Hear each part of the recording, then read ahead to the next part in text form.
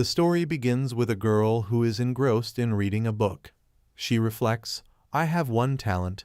I don't forget things I've seen before. Because of that, I can recite every character's description and even what the characters have done when I read a book. Closing her book, she remarked, among those books, I especially like Heal Me, Lady. So I even remember the middle names of nobles that only appear shortly, and I'm sure. Suddenly, a servant came and called for Lady Maleficent. Lady Maleficent thought to herself, the name that came out from the mouth of that person hurriedly calling my name is the villainess of Heal Me, lady named Orinda Maleficent. She gazed towards her maid, Anna, and mentioned, that hair and that eye color, it's Erlinda's maid, Anna. Anna, now taking her leave, mentioned, today is the entrance ceremony. Why did you only wake up now? But Orinda, looking at the mirror while fixing her hair, thought to herself, if this is a dream about Heal Me, Lady, it's really amazing. Wow, I look exactly the same, or if it's that dialogue. She thought that the time frame of this dream coincided with the Academy's entrance ceremony at the start of the book. The female lead and Orinda are set up to be the Academy's alumni. Orinda approached her maid Anna, studying her eyes closely. She couldn't shake off the feeling that this dream was incredibly vivid. Anna appeared so lifelike down to every detail. It was as if Orinda could count the freckles on her face. It was at that moment Orinda realized. Some time passed and Orinda's teacher issued a harsh punishment. Orinda Maleficent, even if you are from the Maleficent family, this is still the Academy. 3 laps around the field and do it while duck walking, the teacher commanded. Orinda felt her anger rising at the unfair treatment. Orinda found herself running across the Academy grounds, thoughts racing. Making a student duck walk around this massive Academy field 3 times? I'll let it slide, since it's just a dream. She muttered to herself, trying to make sense of the bizarre situation. Orinda suddenly felt a sharp pain shoot through her leg, causing her to collapse onto the ground. Clutching her leg in discomfort, she examined it closely. Why am I feeling pain? She wondered aloud, confusion evident in her voice. She reflected on the past, realizing the harsh truth. This wasn't just a dream. Now, lying on her bed, she contemplated her situation. In class, her thoughts were consumed by the question of how to return to reality. If it truly wasn't a dream, she couldn't afford to act foolishly.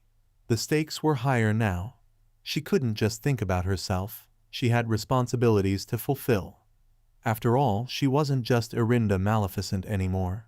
Dressed in a somber black attire, she spoke with a wistful smile about the character she portrayed in the novel. The villain who met her demise at the hands of the male protagonist during her youthful prime. In her recollection, she vividly saw the image of the male protagonist severing her neck.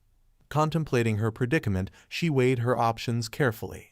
On one hand, she could adhere to her scripted role, living out her fate and clinging to a faint hope of returning to reality, even if it meant a short but eventful existence that culminated in her execution.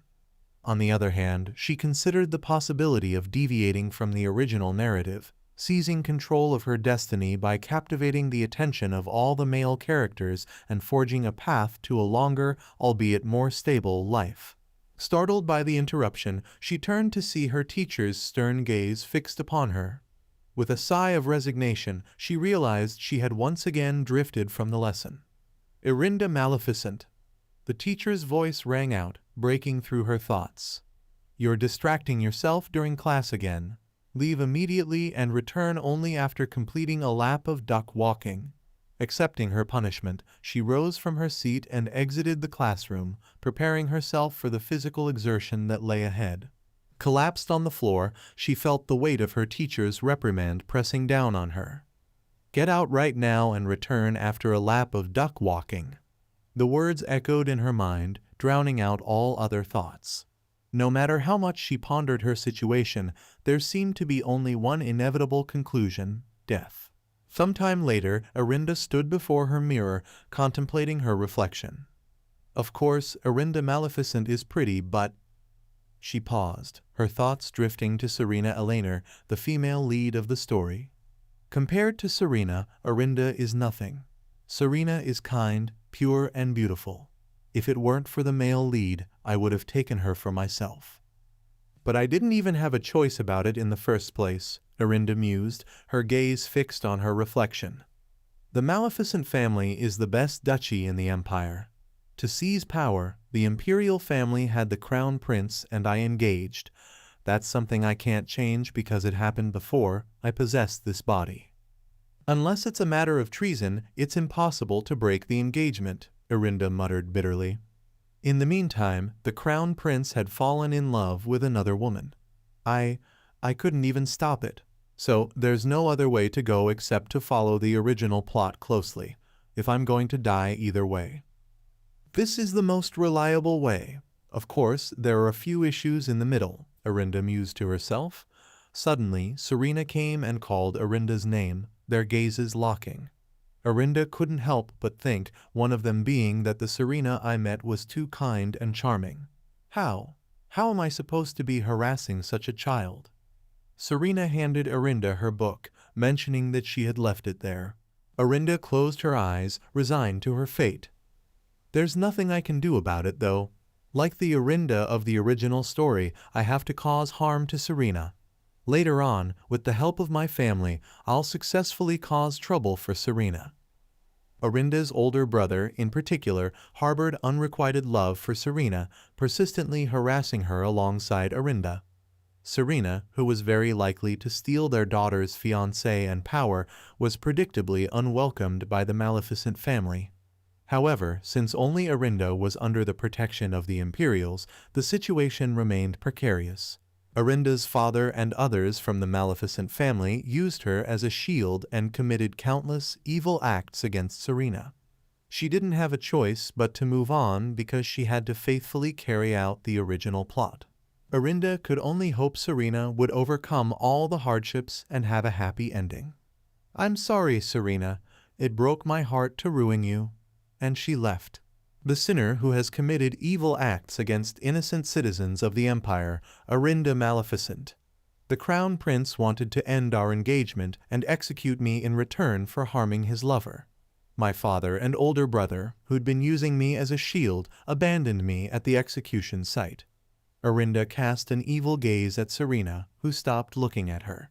Arinda, with both hands clasped behind her back, thinks, I regret leaving a scar on Serena's face, but I couldn't do anything about it because that was what happened in the original story. This is really the end. The last words of Arinda Maleficent. Arinda shouts, Serena, I hate you to my core, and Serena looks at her quietly. Now, Serena, actually, I really liked you. Goodbye. Goodbye, Serena. Finally, it's the end. It'd be great to return to reality. Or, well, I might just die. As a man readies to strike Arinda's neck, she suddenly wakes up from her dream in her bed and screams. She touches her neck and mentions, my neck, it's intact. Her maid Anna comes to her room and mentions the entrance ceremony is today, asking why she woke up so late. But Arinda thinks, wasn't that of eternal death? Arinda, now sitting on her bed, is scared about the ceremony and mentions, the pain I felt when the sharp blade sliced my neck, it was so vivid. She grabs her head and says, oh my gosh, I've returned to the body that I had possessed. Anna is worried about what Arinda is doing.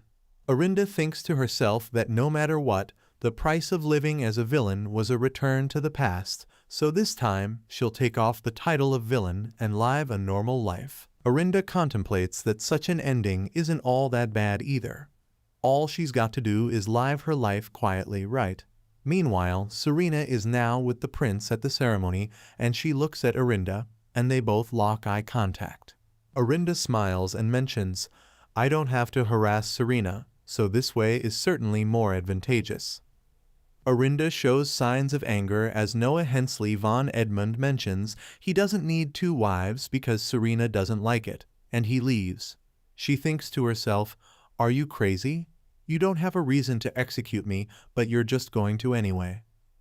She takes a deep breath, contemplating her options. Can't I go against fate even if I do things this way? I'll die anyway. She then addresses Noah, expressing her frustration. You crazy bastard. If you continue acting this way, when you ascend the throne and become the emperor, you'll be so done for. Noah chuckled as he retreated, leaving Arinda alone in her cell. Seems like you've gone crazy with your death approaching. But what should we do? I've already finished talking to your family, he taunted before departing, his laughter echoing down the corridor. 2 guards escorted Arinda from her cell, their firm grip a reminder of her captivity. As she was led away, thoughts swirled in her mind. I was used by my family once again. I am tired of living as Arinda Maleficent, she lamented silently, her resolve faltering. Just let me die peacefully, she pleaded to the unseen forces that governed her fate. Arinda stirred from her slumber at the call of her maid, Anna. As Anna busied herself fixing Arinda's hair, she couldn't help but comment on Arinda's habit of sleeping in. It's troublesome that you sleep so much in the morning, Anna remarked, a hint of frustration evident in her tone. I can't wake you up when you're at the academy. Arinda rested her hand on her chin, lost in thought. This is already the 3rd time I'm hearing this nagging. She mused silently. Her mind drifted to her appearance, a reflection of the Maleficent family's symbols, the coveted black hair, elegant golden eyes reminiscent of melted gold. I'm used to this face now, she acknowledged with a mixture of resignation and familiarity. Her maid, Anna, persisted, My lady, are you listening to me? But Arinda, lost in her thoughts, barely mustered a response. She smiled faintly and assured Anna, Yes, I'm listening. Deep in contemplation, Arinda reflected on Anna's loyalty, acknowledging silently that Anna had remained by her side until the very end, through all the trials and tribulations. At the same time, she's also the person who helped the most when it came to harassing Serena, and also she got the same punishment. Anna fixes Arinda's tie with a smile, and Arinda thinks that seeing a person who died twice nagging before her is rather shocking. However, she reflects that perhaps it's not that shocking if you look at it from another angle. Arinda gazes towards the sky, feeling the weight of her experiences. She expresses her frustration aloud, questioning the inexplicable journey she has been on. From possessing a character in a novel to facing death twice and returning twice, she finds it all nonsensical. She questions the purpose behind these events, wondering why she keeps returning to this same body, only for it to end in death each time. With a mix of anger and desperation, she demands answers from the unknown forces that seem to control her fate. Anna begins to speak, but Arinda's thoughts drift elsewhere. She reflects on similar situations encountered in games where, despite changes in details, the outcome remains largely unchanged. This pattern extends to her own experiences, particularly her repeated deaths. Arinda grapples with the idea that despite her efforts and any alterations in her approach, the ultimate result remains consistent. Anna's words about the potential attention Arinda might receive from young lords remind her of the complexities surrounding her engagement. Arinda acknowledges the precarious nature of her relationship with her fiancé, considering his previous betrayal with Serena. Arinda reflects on Serena's role in her previous betrayal, considering it understandable given the circumstances. However, she directs her frustration towards the Crown Prince for his actions, which ultimately led to her death twice. Anna reminds Arinda of the constant presence and influence of the Maleficent family, emphasizing their role in shaping her life. Arinda acknowledges this, noting the significant impact of both the Crown Prince, Noah, and Duke Maleficent on her life, considering them to be like persistent afflictions that hinder her happiness. Arinda contemplates her options, feeling trapped by her circumstances. She considers the idea of feigning madness to sabotage her engagement, but realizes that even if she were to escape that predicament, the influence of the Maleficent family would still loom over her. Arinda nods, taking Anna's words to heart. Determined to live confidently despite her grim fate, she resolves to defy the expectations placed upon her and live life on her own terms, regardless of the consequences awaiting her. She knows going to die anyway. She does everything she wants and die afterwards. Everything else is not important. From now on, she will walk her own path. Despite Anna's insistence, Arinda remains hesitant to visit her father. She is weary of the strained conversations and uncomfortable interactions that have characterized their previous encounters. After experiencing such encounters twice before, Arinda is reluctant to subject herself to another round of awkward conversations and unspoken tensions. Her desire to avoid such discomfort outweighs any sense of obligation to greet her father politely. Anna's knocking signals Arinda's compliance, albeit begrudgingly, to fulfill this familial duty. As the door opens, Arinda is overcome with a sense of discomfort and resentment towards her father, whose voice alone elicits feelings of sickness within her. Arinda steps into the room, immediately noticing her father's smile, which she interprets as hypocritical and sinister. She senses a hidden meaning behind his expression, one that is likely to bring her trouble or discomfort. The man insists that Arinda come closer, but she refuses, expressing her reluctance to comply with his request. The man is taken aback by Arinda's response, expressing surprise at her tone. He questions her, asking what kind of attitude she's using. However, Arinda remains composed, nonchalantly tending to her nails as she points out her father's neglect in forgetting her academy entrance ceremony, a fact that she finds displeasing. With a confident smile, Arinda reflects on her status as the sole daughter of the Maleficent family and the fiancée of the Crown Prince. She believes that her father wouldn't want to publicly call her out and risk causing her embarrassment. In her mind, this means she currently holds the upper hand in their interaction. With a composed demeanor, Arinda responds to her father, acknowledging his busy schedule and indicating that she understands he may not have the time to attend to her affairs. She reassures him that moving forward, there's no need for him to concern himself with her matters. With a smile, she redirects her father's attention to a more practical matter, requesting him to handle her allowance instead. In her mind, she contemplates that even if she were to indulge herself fully, it still wouldn't feel like it's sufficient. As her father appears puzzled, they exchange glances, each seemingly understanding the underlying dynamics at play. As she exits the room, her mind lingers on the idea that even if she were to indulge herself fully, satisfying her desires for good food and leisure activities, it still wouldn't feel like it's enough. As Arinda arrives at the palace, she reflects on the familiarity of the setting, noting that it's her third time attending the academy. The experience is akin to taking a college entrance exam 3 times and returning immediately upon receiving the test results. Arinda expresses relief at the thought of not facing death in such a manner and disembarks from the horse carriage. Her maid Anna reminds her of the need to write letters, prompting Arinda to acknowledge Anna's consistent reminders with gratitude, despite it being the 3rd time she's heard them. Arinda, finding herself at the palace door ahead of schedule, wonders if she arrived too early as she notices the absence of others. Unsure of how to occupy her time, she spots a nearby water fountain and decides to sit by it.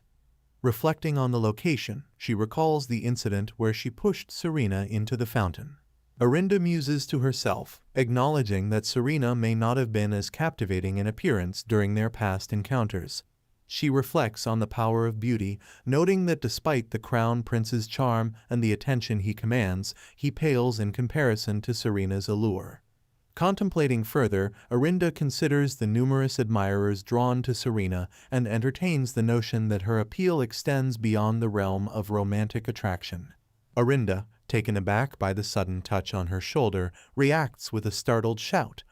When she turns around, she is surprised to find Serena standing before her.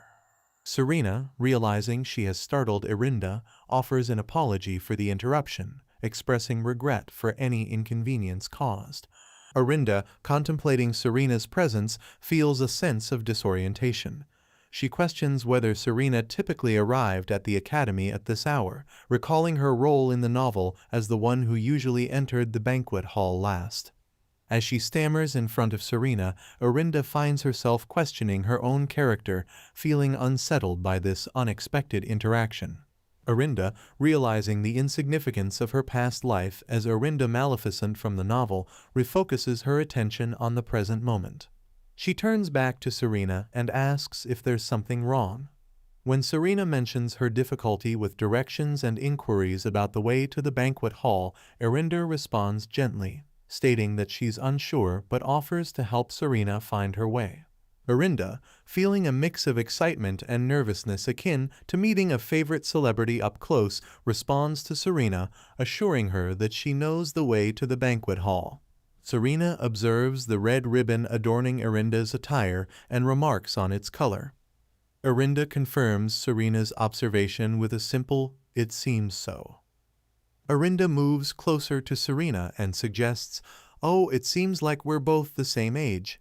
Then, should we start speaking casually to each other?" Erinda smacks her head with her hand, thinking, "I shouldn't have responded like that. Since we're both the same age, can we talk casually to each other? Pardon?" Serena laughed and suggested, "How about we drop the honorifics? It seems like fate that we met like this." Erinda agreed with a nod. But Erinda interrupted, sensing Serena's unease. "You don't need to care about my background too much. We're at the academy right now," Erinda reassured her. Serena complimented Erinda, saying she was very kind. Erinda responded modestly, "I'm not as kind as you think I am." Internally, she reflected on her past actions, acknowledging, "In the beginning, I persistently bothered you to make you go back home." Serena's assurance to Erinda was met with a cynical thought from Erinda. Despite Serena's claim of having a good eye for people and affirming Erinda's goodness, Erinda couldn't help but think, "The fact that you picked the crown prince out of all the other male leads just confirms that you don't have a good eye for people."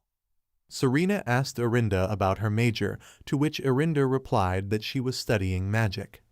In response, Serena expressed her excitement, mentioning that she was also studying magic and that they must be in the same class. She conveyed her joy at the prospect of being classmates with Erinda. Serena smiled warmly, while Erinda couldn't help but reflect. She remembered how she persistently bothered Serena, and when she didn't, she avoided her as if she were invisible.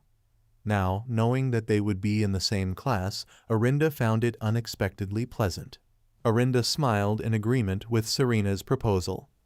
"That sounds like a wonderful idea," she replied. "Let's leave our belongings here and explore a bit more before the ceremony begins."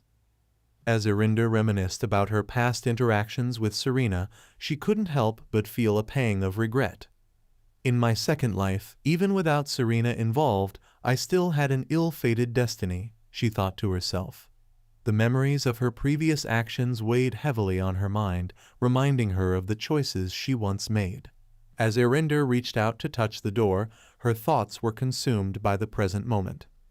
"But in this life, even though it hasn't even been an hour since we've met, it feels like we're lifelong friends," she mused inwardly. Meanwhile, Serena casually picked up her bag, seemingly comfortable and at ease in their budding friendship. As Serena remarked to Erinda about their early arrival, the door unexpectedly swung open, revealing Noah standing before them. Erinda's sharp response to Noah's presence caught him off guard. Serena, sensing the tension, inquired about who was inside, to which Erinda dismissed the notion, suggesting it might have been just the sound of a barking dog. Noah, taken aback by Erinda's choice of words, found himself confused by her abrupt dismissal. Erinda quickly shut the door and seized Serena's hand, urging her to leave the area swiftly. As they hurried away, Erinda couldn't shake off the discontent in Noah's expression. Regardless of her actions, the inevitability of her demise remained unchanged.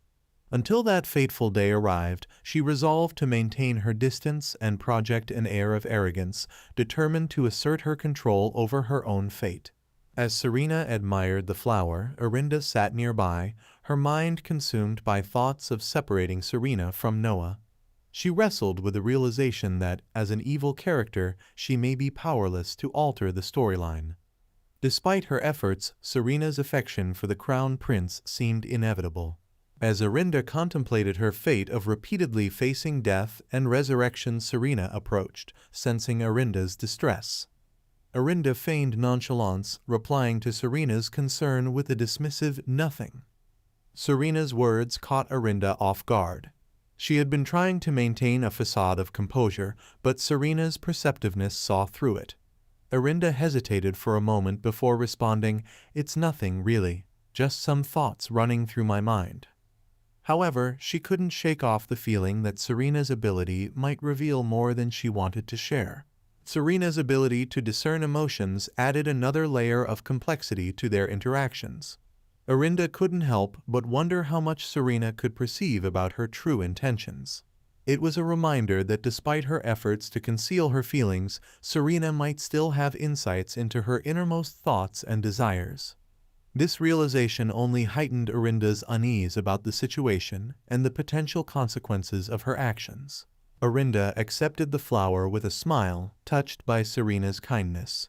Despite the internal turmoil Orinda grappled with, Serena's genuine warmth and appreciation brought a sense of solace. Holding the flower in her hand, Orinda couldn't help but feel a glimmer of hope amidst the uncertainties of her situation. She thanked Serena sincerely for the gesture, cherishing the moment of genuine connection between them. Orinda wiped away her tears, her mind swirling with a mix of emotions. Serena's unexpected insight stirred a whirlwind of thoughts within her. She wondered if Serena too harbored memories of their past lives, if she could sense the weight of their intertwined destinies. Despite the turmoil in her heart, Orinda composed herself, nodding silently at Serena's words. It was time to leave the palace, but the questions and uncertainties lingered, casting a shadow over their newfound bond. Orinda contemplated that the situation was now officially underway. Selena would encounter all the male protagonists at the ceremony, with a notable presence being Crown Prince Noah on this particular day. Serena hurried towards the palace room as the guests observed her. Noah remarked, "Who is causing such a commotion?" As Noah and Serena locked eyes, Orinda thought to herself, "He clearly has an interest, but he's quite the dramatic king." Serena commented, "There are so many people. If we leave our luggage here and go, something significant must have occurred, right?" They both entered the room to find it filled with guests. Serena speculated, "Perhaps we're late." Orinda disagreed, reassuring her, "That's not true," and offered her a seat. Suddenly, Noah entered the room and approached both of them. Orinda wondered, "What? Is he going to confront Selena in a different manner?" Unexpectedly, Noah grabbed Orinda's hand and exclaimed, "How dare you do this to me?" before swiftly running away. Startled, Orinda exclaimed, "What the? This guy is crazy." Serena glanced at Noah, taken aback by his red eyes. However, Noah continued to pull Orinda towards the stage. Serena intervened, saying, "Wait, it's time to start the ceremony." Noah interrupted sharply, "Do you want your throat cut immediately for the royal insult?" Orinda's thoughts raced in disbelief. "This is violence. Don't you learn this at school? You punk, the crown prince." Noah released her hand, his tone ominous as he stated, "You know what you've done, don't you?" Orinda responded firmly, "The admission ceremony is about to begin. I know, it's a mistake to be here." Noah retorted, "Keep it short. You sure want your throat cut." Orinda retorted, "This is an academy where one should discern between status and the capability to harm others, isn't it? Petty matters, regardless. You've only made a spectacle of yourself, and you were brought here." Noah was taken aback, questioning, "How could I know it?" Orinda responded coolly, "Because I'm a reader and I've memorized all the details of the novel." Despite being an incident, Noah, unaware of the truth, nearly beheaded his servant. However, that was not the reality of the situation. The king desired his son to become a noble ruler, hence he sent him to the academy. Orinda confronted him, saying, "In the next 3 years, I know very well that in the next 3 years you will receive no support from the royal family. So if you wish to receive the royal favors, I can't give you anything." Noah responded, "If you fight against me, as soon as you graduate, you cannot escape from my anger." Orinda, with determination, replied, "Then I must fight hard against you because being bullied by you, though, is a lot like dying. Can't I go crazy? Will you break our engagement?" Noah retorted, "You're acting like you're breaking our engagement." From the hall, someone announced that the ceremony had begun. Arinda swiftly remarked, I'll go first, or can you go to the ceremony by yourself, before darting away. Noah stood, bewildered, muttering, Arinda is crazy. If you like this video, please subscribe, leave a like and comment.